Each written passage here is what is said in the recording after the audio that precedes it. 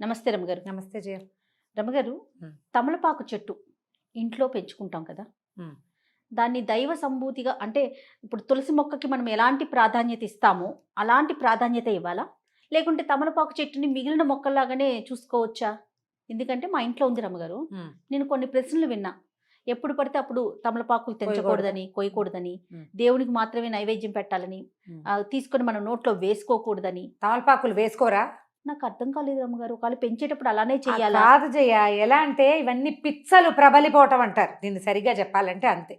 తమలపాకు ఇప్పుడు మనకి దేశమంతా అన్ని ఊళ్ళలోనూ నర్సరీలు వచ్చేసినాయి. ప్రతి చోట ప్రతి మొక్క దొరికే అవకాశం వచ్చింది. ఇళ్ల దొడ్లల్లో, వరండాల్లో, వాకిళ్లల్లో పెంచుకునే మొక్కలు వేరేగా ఉండేవి. తమలపాకు తీగలు ఇది గోదావరి జిల్లాల వైపు ఇళ్లల్లోనే కనపడతాయి. తమలపాకు తీగ అది తీగగా ఉంటుంది కదా, దానికి ఒక పెద్ద చెట్టు ఆసరా ఉంటే చల్లగా ఉండాలి దానికి. అసలు అందరిని మా చిన్నప్పుడైతే మా ఊళ్ళో ఒక్క తమలపాకు చెట్టు లేదు జయ. మా చుట్టుపక్కల ఎక్కడ తమలపాకు మొక్కలు మేము చూడాల. అవి వేరే చోట నుంచి వచ్చేవి. దానికి కొంచెం ప్రత్యేకమైన వాతావరణం కావాలి. అట్లా పొడుగాడు అవిసె మొక్కల పక్కన వీటిని పెట్టేవాళ్ళు. కొబ్బరి చెట్ల దగ్గర పెడితే ఇది పోయి దాన్ని ఆనుకుని తీగలు సాగుతుంది. తమలపాకు దేవుడి చెట్టు అని ఎవరు చెప్పారు? అసలు ఎక్కడి నుంచి పుట్టింది అది? మనం దేవుడి వృక్షాలు, దైవతా సంబంధమైన వృక్షాలు, నక్షత్ర వృక్షాలు ప్రత్యేకంగా ఉన్నాయి మనకి. మనం దేవతా సంబంధమైన వృక్షంగా తులసిని పెట్టుకుంటాం. అవును. ఆ తులసి ప్రత్యేకత ఏంటంటే ఆవిడ విష్ణు మానసంలోంచి పుట్టింది, బృందాదేవి వల్ల పుట్టింది. ఈ పురాణ గాథలన్నీ పక్కకు పెడితే తులసి రాత్రిపూట కూడా కార్బన్ డైఆక్సైడ్ని విడుదల చెయ్యదు. అవును. అందుకని ఇంటి ఆవరణలో ఉంచుకోండి అని చెప్పారు. దాన్ని ఎలా చేశారంటే తులసిని ఆవిడ అమ్మ తల్లి కింద, దాన్ని వాడిపోతే కొంపలో ఏదో అయిపోతుంది, కొంప మునిగిపోతుంది సంగతులండి. ఏమిటేమిటో పొట్టు. మనం ఏంటంటే విషయాల్ని కాంప్లికేటెడ్ చేసేసుకుంటాము. ఏదైనా చిన్న విషయం తెలిస్తే అట్లా అట్లా అట్లా చిలవలు. ఎలా అంటే చూడు చేయ, 25 ఏళ్ల క్రితం కట్టిన గుడి కొత్త గుడి, 1500 సంవత్సరాల క్రితం కట్టిన గుడి పురాతనమైన గుడి. ఈ రోజుకి ఒక 100-150 ఏళ్ళు పోతే మొన్న మాకు కట్టిన గుడి అంటే మన ఇంటి పక్కన జస్ట్ స్థలం బాగుందని ఏర్పాటు చేసినటువంటి గుడి పురాతన దేవాలయం అయిపోతుంది. అంతే కదా. దానికి ఒక స్థల మహాత్యం వచ్చేస్తుంది. అంతే కదా. అవునండి. ఇవి కూడా అంతే. మనకేంటంటే సోషల్ మీడియా వల్ల అక్కర్లేని విషయాలన్నీ ప్రచారం అవుతాయి. ఎంత అవసరమో సోషల్ మీడియా మనకి, నిజంగా అంత అనవసరం. మనం ప్రతి విషయాన్ని చిలవలు పలవలుగా విని విని విని విని ఎవరో ఒకళ్ళు ఏదో ఒకటి చెప్తుంటారు. ఎవరికి తోచింది వాళ్ళు చెప్తారు. మీరు సాధారణంగా ఆలోచించండి. కొన్నేళ్ల క్రితం మనం ఏం చేసేవాళ్ళం? ఏదైనా పండగలప్పుడు, పూజలప్పుడు దేవుడికి తాంబూలం ఇవ్వాలి. తాంబూలం అనేది ఒక సేవ. ఆయనకి, భగవంతుడికి షోడశోపచారాల్లో తాంబూలం ఒక సేవ. తాంబూలం దేవుడికి పెట్టి ఆ తాంబూలం ఇంట్లో ఉన్న వాళ్ళు గృహస్థు వేసుకోవాలనేది నియమం. ఇప్పుడు వేసుకున్నామా లేదా? కదా. అవును కదా. అది కాకుండా నిత్యము తాంబూల సేవనం చేసేవాళ్ళు. ఇప్పుడు మనం మానేసుకున్నాం. అసలు మా వాళ్ళల్లో అయితే ముత్తైదు అంటే రోజు తాంబూలం వేసుకోవాలని నియమం చేయాలి. మధ్యాహ్న భోజనం అయ్యాక ఖచ్చితంగా ఆడవాళ్ళు తాంబూలం వేసుకోవాలి. ఎందుకో చెప్తాను. దానికి సున్నం రాసి వేసుకుంటే కాల్షియం గెయిన్ అవుతుంది. సున్నం ఒట్టిగా తినగలమా? తినలేకపోతాం. తాంబూలంతో తీసుకోగలుగుతాం. ఆడవాళ్ళకి కాల్షియం అవసరం. ఇదివరకు పురుళ్ళు ఎక్కువ కాదు. అవును. ఇళ్లలో పనులు ఎక్కువ, ఎముకలు అరిగిపోతాయి. మగవాళ్ళకి తాంబూల చర్వణం ఉండేది, ఆడవాళ్ళకి ఉండేది. ఇప్పుడు మనం చూసినట్టు పాన్లు ఎక్కడ పడితే అక్కడ దరిద్రంగా ఉమ్మేస్తారు, చెత్తలు తిని. అవి కాదు, దానికి ఒక ప్రత్యేకమైన పద్ధతి ఉండేది. రసం మింగేసి తమ్మ ఉమ్మేయాలి. ఆకు మింగకూడదు. మింగరు, ఊట మింగుతారు. అది ఉమ్మేయాలి. దానికి ఇళ్లలో, వాకిళ్లలో ఒక పక్కన ఇలా ఎక్కడ పడితే అక్కడ రోడ్ల మీద తిరిగేవాళ్ళు కాదు కదా, నియమాలు ఉండేవి. డెలివరీ అయ్యాక 11వ రోజు నుంచి ఈ బాలింతరాలు ప్రతిరోజు తాంబూలం వేసుకోవాలి. దాంట్లో ప్రవాళ భస్మమో ముక్తా భస్మం వేసేవారు. అవునవును, నీకు కూడా తెలుసు. అవునండి. మరి ఇప్పుడు దేవుడి ఆకైతే తినకూడదు కదా. మనం మైలలో ఉన్నారు, తినకూడదు. 11వ రోజు నుంచి స్టార్ట్ చేస్తారు. ఈ పిచ్చి మాటలు ఎక్కడి నుంచి పుట్టిస్తారో అర్థం కాదు. ఇళ్లలో పెంచుకోకూడదు, గిల్లకూడదు అనేదైతే లేనే లేదు. కాకపోతే అందరి ఇళ్లలో ఈ మొక్కలు రావు. దానికి వాతావరణం బాగుండాలి, అనుకూలంగా ఉండాలి. అది పాకటానికి అనువైన ప్రదేశం కావాలి, కొంత చల్లగా ఉండాలి. పిచ్చి ఎండలు కాస్తుంటే బాగా రావు. ఒక్కో ఇంట్లో ఎలాగో రయ్యమని వచ్చేస్తుంది, మనీ ప్లాంట్ లాగానే. అవునవును. అవును. తాంబూలము నీకు ఆకులుంటే ఎవరైనా ముత్తైదు వస్తే మనం తాంబూలం ఇవ్వటం మన విధానం. అవును. మరి గిల్లకూడదంటే ఎట్లా? ఇప్పుడు మన ఇంటికి వచ్చి వెళ్ళేటప్పుడు ఖచ్చితంగా బొట్టు పెట్టి జాకెట్ ముక్క పెట్టి తాంబూలం పెడతాం. ఇస్తాం. ఇంట్లో పెరట్లో ఉంది కదా అని గబుక్కుని తీసుకొని పెట్టాలంటే ఒక ప్రశ్న అన్నమాట. అమ్మ తీయకూడదా? ఇప్పుడు ఆంజనేయ స్వామికి ఆకుపూజ చేస్తాము. మరి ఆకుపూజ చేసిన ఆకులు ఇంత మోద తీసుకొచ్చి మన చేతిలో పెడతారు. ఏం చేయమని?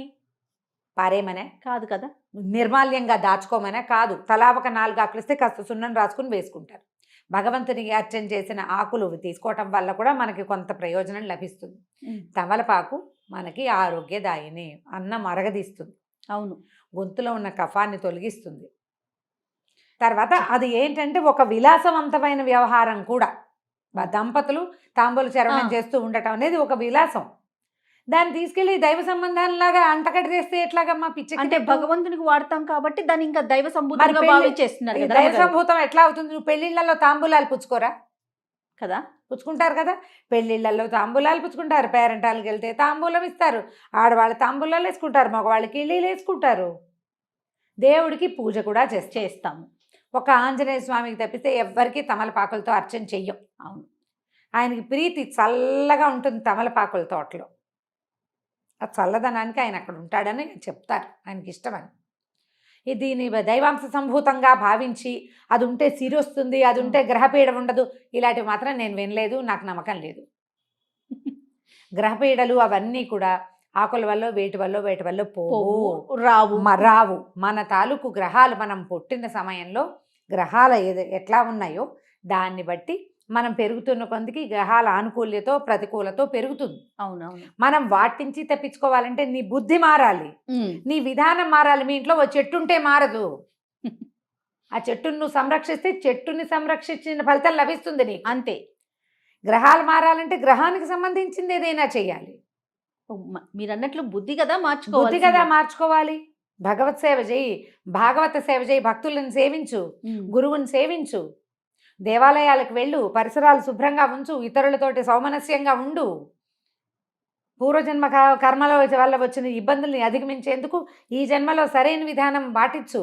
మొక్కలు పెడితే రాదు, అది నీ లోపల ఉండాలి. కానీ ఎంత దాకా ఆలోచిస్తున్నారంటే రమ్మగారు, ఈ మొక్కల్ని కూడా ఎటువైపు పెట్టుకోవాలి, ఏ బాల్కనీలో పెట్టాలి, ఏ వైపు బరువు ఉండాలి, అది నియమం చేయాలి. ఇప్పుడు మనం ఇండిపెండెంట్ ఇళ్లలో పాతకాల పెళ్లిలో తూర్పు వైపున ఈ మొక్కలు ఉండకూడదు అంటే కాదు. అవి పొద్దుటి వాటి నుంచి వచ్చే గాలి ఏ సమయంలో వస్తే మంచిదో, అది ఏ పక్క నుంచి వస్తే మంచిదో ఆ వాస్తు లెక్కలు వాటిని మనం కాదనిలేం చేయ. చాలా పొరపాటు, అవి నిజం. ఇప్పుడు నువ్వు అపార్ట్మెంట్లో ఉన్నావు, అపార్ట్మెంట్లో రావి చెట్టు పెట్టుకో, రావి చెట్టు వాకిట్లో ఉండాలి. లేదా మన దత్తాత్రేయ స్వామి వారు ఉంటారు, ఔదుంబర వృక్షం.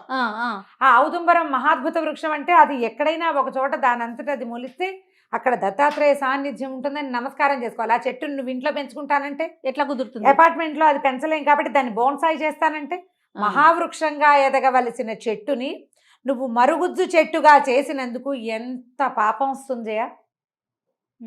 ఒక చెట్టు ఎంత గాలినిస్తుంది, ఎన్ని పక్షులకి ఆవాసంగా ఉంటుంది, ఎంత ప్రకృతిని శుద్ధి చేస్తుంది. దానికి అవకాశం లేకుండా నువ్వు ఇంత బోన్సాయిని చేసి ఇంట్లో పెట్టుకుంటావు. ఆ బోన్సాయి చెట్టు కింద కూర్చుంటాడా దత్తాత్రేయ స్వామి వారు? కూర్చుంటానికి అవుతుందా? ఏమిటి చెప్పు, పిచ్చిలు కాదు. అదేనండి, ఒకరి నుంచి ఒకరికి అంటే స్వధర్మే నిధనం శ్రేయ అన్నాడు కృష్ణుడు. మన ధర్మంలో ఉండండి. మన పూర్వీకులు ఈ భగవత్ విషయాల్లో ఏం చేశారో అది చేయండి. ఎవరెవరెవరెవరో ఏమేమో చేస్తారని అవన్నీ మన నెత్తి మీద ఎందుకు పూసుకుని కాంప్లికేటెడ్ చేసుకుంటాము మనం? అవును. తమలపాకు చెట్టు మీ ఇంట్లో పెంచుకోవాలని సరదాగా ఉంటే లక్షణంగా పెంచుకోండి. దానికి పెరగటానికి అనువైన వాతావరణం, పక్కన ఇంకో పెద్ద చెట్టు ఉంటే ఇది పోయి దాన్ని ఆనుకుని దాని మీద చక్కగా చిలువలు పల్లవలుగా వెళ్ళి చేస్తుంది. 2 ఆకులు తుంపుకోండి, దేవుడికి పొద్దుటిపూట తాంబూలం పెట్టుకోండి. ఆ ఆకులు నిర్మాల్యంతో సహా పారేయకుండా నోట్లో పడేసుకోండి భోజనం తర్వాత. ఎన్నో ఆయుర్వేద ఫలితాలు కూడా చాలా ఆరోగ్య ఫలితాలు ఉంటాయి. జలుబుగా ఉంటే 2 ఆకుల్ని నీళ్ళల్లో వేసి మరిగిచ్చి ఆ నీళ్లు తాగండి. తమలపాకు టీ ఎక్సలెంట్గా ఉంటుంది. చంటి పిల్లలకి కఫం ఉంటే 2 ఆకులు కొంచెం నూనె రాసి పొయ్యి మీద చూపిస్తే మెత్తగా అయిపోతాయి. పిండేసి ఇంత రసం, ఇంతే నేను వేలు చూపిస్తున్నాను, మళ్ళీ పొరపాట్లు చేయకుండా. ఒక పావు చెంచా రసం, ఒక చిటికెడు పంచదార కల్పిస్తే ఫ్లమ్ అంతా బయటకు వచ్చేస్తుంది. ఇలాంటివి చేయండి. ఆయుర్వేద రీత్యా తమలపాకు చాలా మంచిది. భగవంతుడికి కూడా మనం వాడుకుంటాం. గిల్లి శుక్రవారం, శనివారం, మంగళవారం ఏ తప్పు దానికి లేదు. హాయిగా వాడుకోండి. అనవసరంగా ఏవేవో చదివి ఎవరెవరు చెప్పిన మాటలకో లోబడి జీవితాన్ని కాంప్లికేటెడ్గా చేసుకోకండి. మనకున్న కాంప్లికేషన్స్ చాలా చాలు ఎక్కువ. కదా. ఈ అక్కర్లేని పిచ్చాచారాలు ఎందుకు? అన్ని ప్రశ్నలే. ఓకే రమ్య గారు, నమస్తే. నమస్తే.